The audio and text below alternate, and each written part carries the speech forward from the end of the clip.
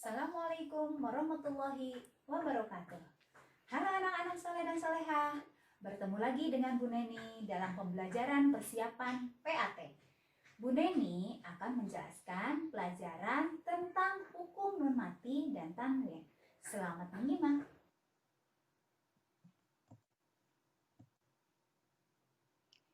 Baik, hukum nun mati dan tanwin itu ada 4. Yang pertama adalah iklab.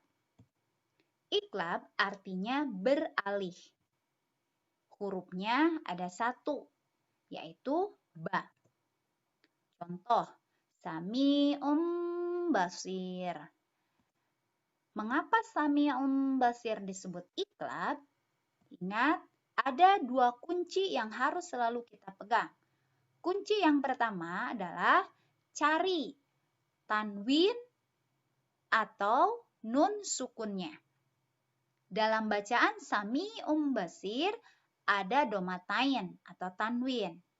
Maka yang kedua adalah cari setelah tanwin, domatainnya itu huruf apa? Setelah domatain adalah huruf ba. Karena setelah domatain huruf ba, maka kita lihat huruf ba itu huruf iklab. Maka disebut sami'um basir adalah pembacaannya iklab. Yang kedua adalah izhar. Izhar artinya adalah jelas. Hurufnya ada 6. Semua huruf tenggorokan, yaitu a, ha, a, ha, go, he. Contoh, an'amta. Mengapa an'amta disebut izhar? Ingat, kuncinya harus selalu kita ingat. Yang pertama, cari adakah dalam an'amta itu nun mati atau tanwinnya? Ternyata ada nun mati atau nun sukunnya. Maka kita cari kunci yang kedua. Setelah nun sukun atau nun mati, huruf apa?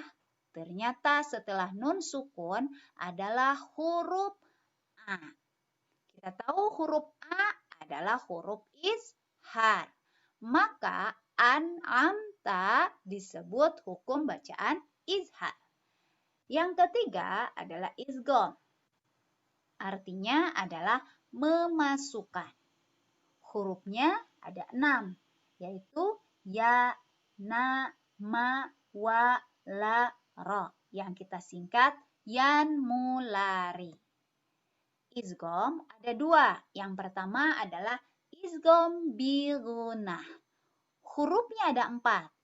Ya, na, ma, wa. Atau kita singkat yanmu. Yang kedua, izgham bila gunah. Hurufnya ada 2, yaitu lam dan ro.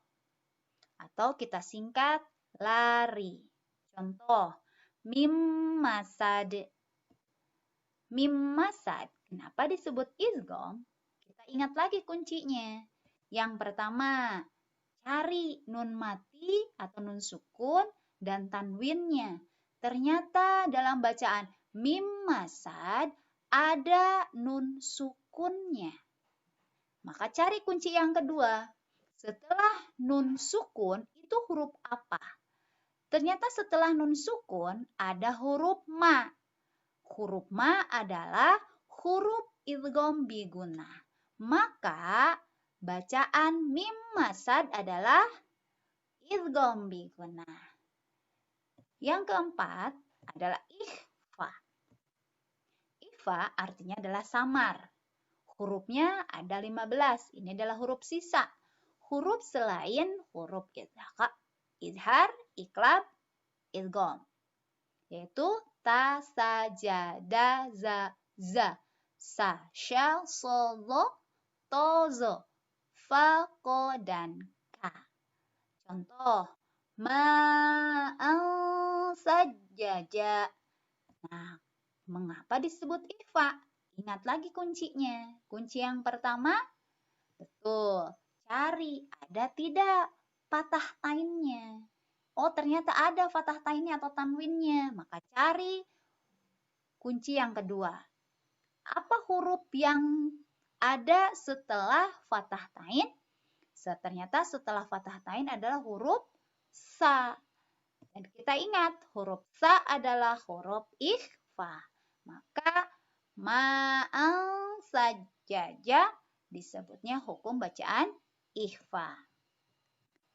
Bagaimana? Sampai di sini bisa dipahami? Baik, untuk latihan coba perhatikan ayat berikut. Wujuhu yauma idzin khashi'ah. Hukum bacaan apa saja yang terdapat pada ayat tersebut? Coba kalian cari kunci pertamanya. Adakah nun mati atau nun sukun atau tanwinnya, baik itu domatain, baik kasratain, ataupun fathatain. Ternyata kalau sudah ada, huruf yang setelahnya apa? Baik, sekarang kita cocokkan dengan jawaban punya Bu Guru. Yang pertama, wujuhu yauma izin. Di sana ada domatain. Setelah domatain adalah huruf ya. Maka bacaan tersebut disebutnya isgom bilgunah. Yang kedua, yauma izin khosi'ah. Di sana ada kasrotain. Setelah kasrotain ada huruf kho. Dan ingat huruf kho itu adalah huruf izhar. Maka jawabannya adalah izhar. Jadi dalam ayat tersebut ada dua hukum nun mati atau tanwin. Bagaimana jawaban kalian benar? Kalau kalian benar berarti kalian paham dan kalian hebat. Baik, sekian pembelajaran dari Bu Neni. Terima kasih. Kita tutup dengan Assalamualaikum warahmatullahi wabarakatuh.